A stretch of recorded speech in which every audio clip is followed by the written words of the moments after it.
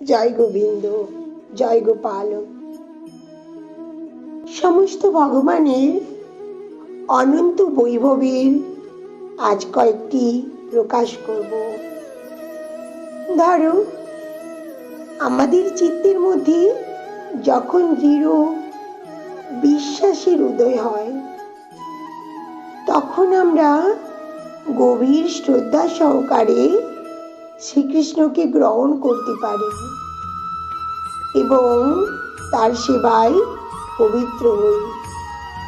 তাই প্রেম ভক্তি সহকারে ভগবানের সেবায় আকাঙ্ক্ষা উত্তরোত্তর বৃদ্ধি করার জন্য ভাগবত তত্ত্ব সম্বন্ধীয় এই জ্ঞান অত্যন্তই আবশ্যক।